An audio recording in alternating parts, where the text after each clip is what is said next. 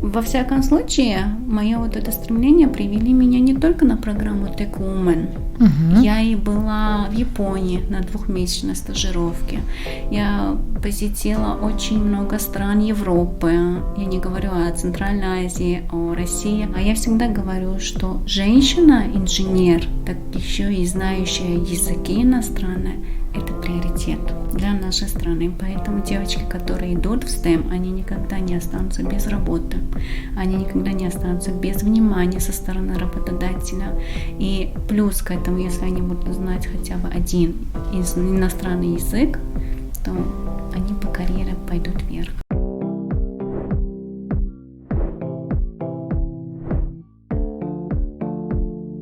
Добрый день, это очередной выпуск цикла подкастов от Академии «Три медведя» «Гендернетика». Меня зовут Зиба Таджибаева. Этот цикл мы назвали «Гендернетика» из двух слов – «гендер» и «энергетика». В Таджикистане реализуется программа Азиатского банка развития по развитию энергосектора. И одним из результатов этой программы является реформа сектора, укрепление потенциала, включая расширение участия женщин в деятельности энергетического сектора. Сегодня у нас в гостях Гульнора Анварова. Она начальник Центра реализации проектов Таджикского технического университета и по совместительству она также преподает на энергофаке. Здравствуйте, Гульнора. Здравствуйте, Зиба. Вы также являетесь кандидатом технических наук. Да, я защитила свою кандидатскую диссертацию в 2021 году. Скажите, энергетика для вас – это призвание или все-таки больше про преподавание?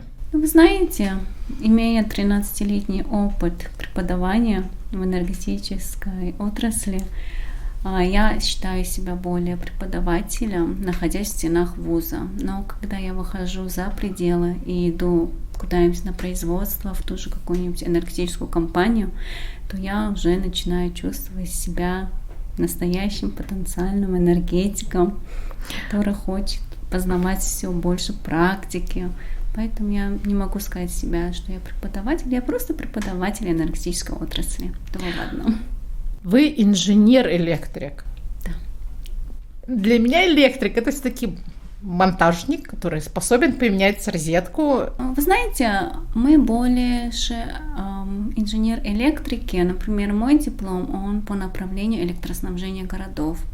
То есть помимо того, что мы должны монтировать розетки, мы должны отвечать за качество электроэнергии, за качество напряжения, которое подается электрической сетью в наши дома, на наши промышленные объекты. Также мы отвечаем за распределение. Но в силу того, что я работаю в университете, и получается, что мы обучаем студентов, мы не останавливаемся. То есть мы изучаем возобновляемую энергетику и потенциал водных ресурсов в нашей стране, и то, как вырабатывается электроэнергия, то, как можно новые инновационные методы внедрить. То есть вы знаете все, что вот касается вод, доходит вот до сюда. Прям. Да, начиная от выработки, распределения и потребления. Почему вы решили идти на энергофак? Ну, что знаете, как-то, довольно как-то сложно мне вот ответить самой себе, да, на этот вопрос, пошла бы ли я? Нет, наверное, даже. А если бы вы спросили меня в 2004 году, а поступила я в 2005 году, я бы 2 ногами стояла и сказала бы, я никогда не пойду в технический университет.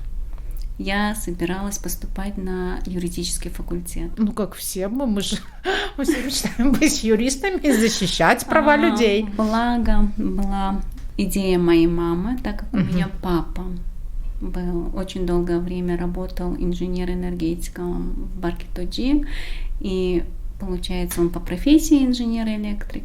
И мама сказала, у тебя есть с кого брать пример, то есть тебе будет легко учиться. Я всячески отрекалась.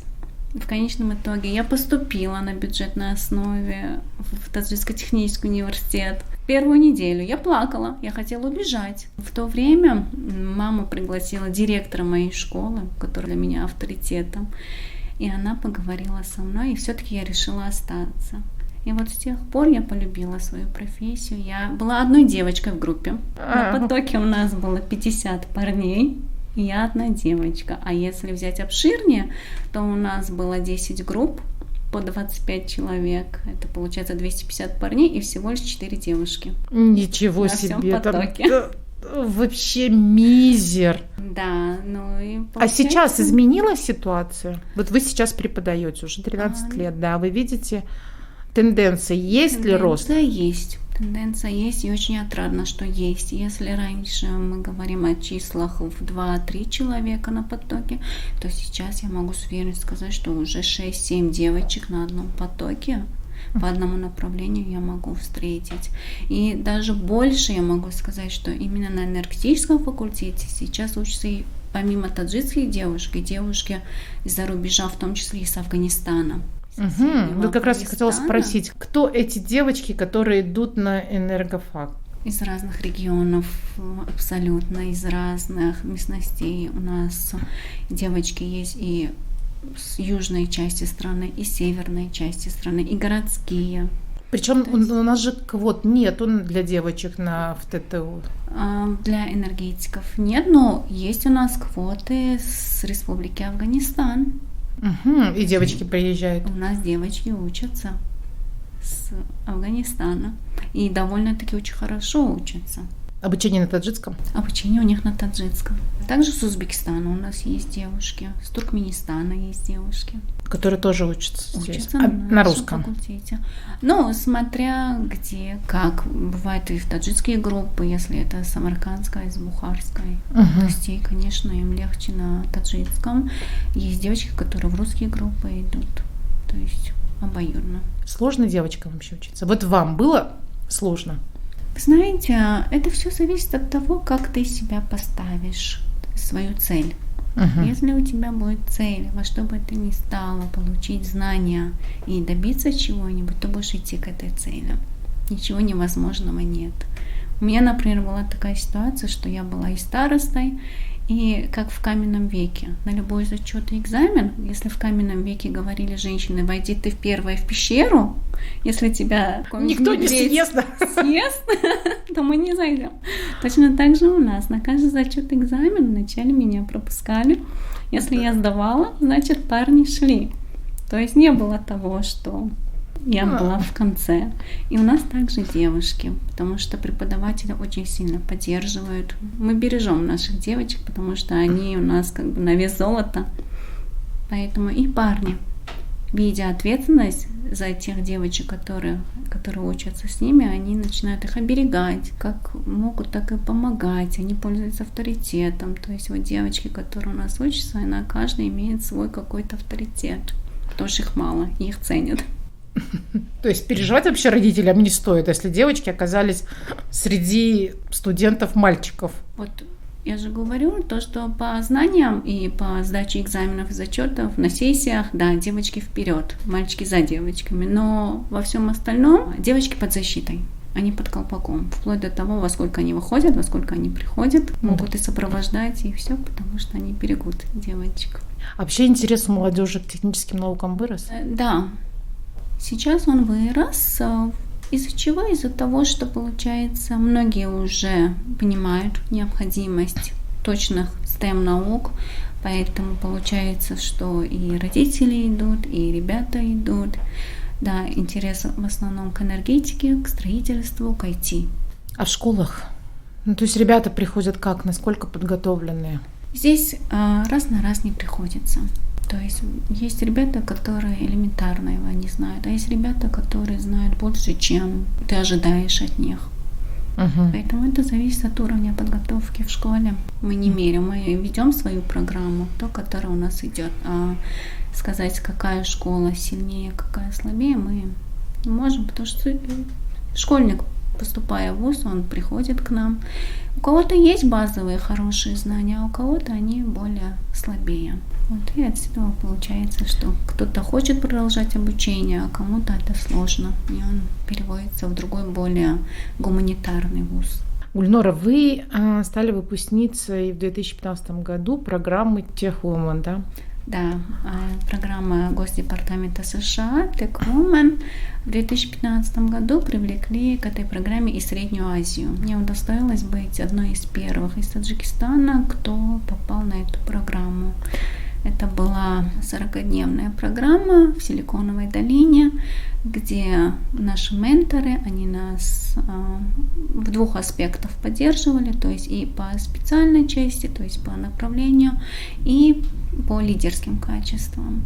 Вот, мы посетили очень много объектов в Силиконовой долине. Я могу с уверенностью сказать, что я была и в Google Академии, я была и в Facebook, Instagram, и в Твиттере. Вот во всех этих офисах я была. Вот поэтому я хотела, немножко поговорить. Сейчас для девочек, которые идут по STEM-наукам, очень много возможностей. Потому что раньше я просто не помню, что такое вот сейчас и разные лагеря, и возможности разных программ пройти, обучиться и так далее. Вы знаете, когда я поступила в университет, я была единственной девушкой в университете, и мне наши ребята всегда говорили: Гульнар, зачем тебе учиться здесь? Вот эти курсовые, вот эти статоры с этими проводами, которые ты домой носишь и обмотку производишь. То есть, ты девочка, ты должна больше быть женственной. Ты свой диплом возьмешь, будешь на кухне готовить и на диплом смотреть. То есть у них было вот такое мнение. Дальше я когда поступила, то есть пошла работать, коллеги говорили: Гульнар, зачем тебе заниматься твердобытовыми отходами? Потому что я изучала возможность получения электроэнергии из твердобытовых отходов, которые у нас есть в Таджикистане. И, соответственно, я была на разных свалках в нашей стране, и для коллег было это, то есть, диковато. Как ты девушка, и ты одна. Также и на кафедре я, получалось, была одна девушка, которая работала. Во всяком случае, мое вот это стремление привели меня не только на программу Tech Woman. Я и была в Японии на 2-месячной стажировке. Я посетила очень много стран Европы. Я не говорю о Центральной Азии, о России.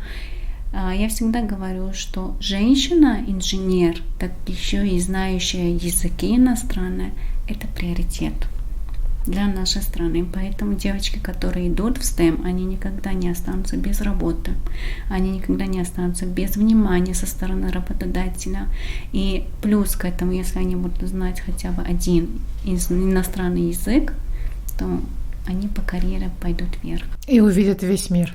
Практически весь мир. Вы, если что, не увидели еще, все впереди. Осталось Австралию посетить и Антарктиду. Совсем чуть-чуть. Если сейчас нас слушают девочки, и я очень надеюсь, что слушают родители, которые задумываются о том, куда поступать девочкам, дочке на следующий год, может быть, через 2 года.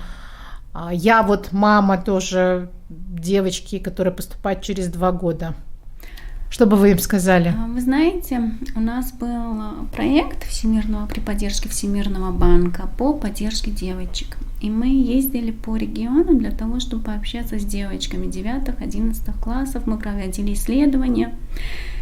Всемирный банк нас в этом поддерживал. Мы агитировали девочек поступать к нам. И по данным исследованию у нас появились такие выводы, что родители считают, что инженерные профессии это не женские, что женщина-энергетик, она никогда не выйдет замуж.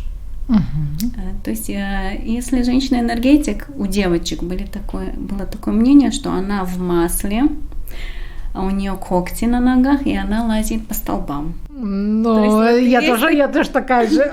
Есть такие стереотипы. Вот я хотела бы обратиться к нашим девочкам и сказать, что нет, девочки, вы знаете, женщина, не только энергетик, женщина в области STEM, она успешная, целеустремленная личность, у которой все впереди, поверьте. Посмотрите на Гульнору. Да. Я не скажу, что я прям эталон, но одно скажу, что именно STEM науки и любовь к своей профессии дали мне очень много возможностей. Да, я не скажу, что все легко. Да, я не скажу, что все очень легко давалось по жизни. Но, во всяком случае, вот это вот упорство и вот это вот знание точных наук, то, что... Я не скажу, что я сейчас могу алгоритм с легкостью решить или интеграл. Но, во всяком случае, я могу очень точно мыслить и я могу анализировать. Вот это то, что мне дало STEM. Спасибо большое, Гульнара. Я хотела напомнить, что это очередной цикл подкастов «Гендернетика», который мы пишем в рамках программы Азиатского банка развития. А уже программа подразумевает и реформу в энергосекторе, и укрепление потенциала, и присутствие как раз-таки женщин в этом секторе, столь важном для Таджикистана. Спасибо большое. Спасибо, Зиба.